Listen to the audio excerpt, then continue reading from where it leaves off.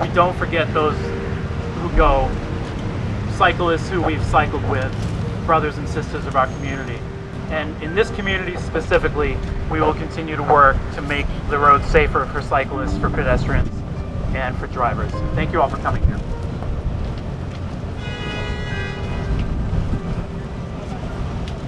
If somebody ever come out of the driveway, it's a disaster. Oh, someone comes along and he passes. He gets out of that lane to pass him, and he screwed up the whole traffic. I imagine the city of Boston must be worse. People that are driving that street are not in a rush.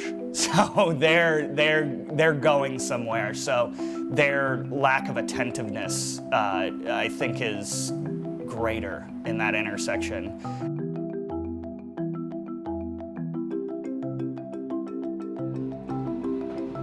Driver education is always going to be a big aspect to it as well, and it's being respectful to everybody on the road.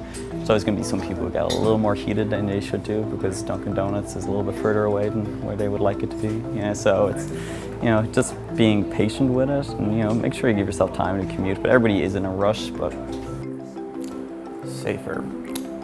I would say if every good cyclist could talk to 4 bad cyclists. I'm not talking about like going up and kicking them and being like, hey, knock it off. Just be like, hey, this is probably an easier way or an easier line to get through this intersection. The other day, actually, a biker almost pushed me into oncoming traffic, so that could be dangerous. Other bikers. So I take it slower. Sometimes I'll do a longer route home and I'll go along the Esplanade. So it's a lot nicer. I don't have to deal with traffic or cars. A friend of mine was hit and killed in 2004 in Alston, and I recognized looking at the scene, that if the design had been different of the footbridge she was coming off of, she wouldn't have been able to speed out into the intersection, and also the crosswalk was faded out. It was just kind of a waking moment where I realized that infrastructure really makes a difference in people's safety. How you do that is by separating them from traffic and wherever you can. And when they do have to interact, like at intersections, you try to mitigate the kinds of mistakes that can be made so that when somebody makes a mistake, they're not risking their life. it's almost like the smarter, more efficient choice just because it's quicker. There are downsides to it as well. They are so minor.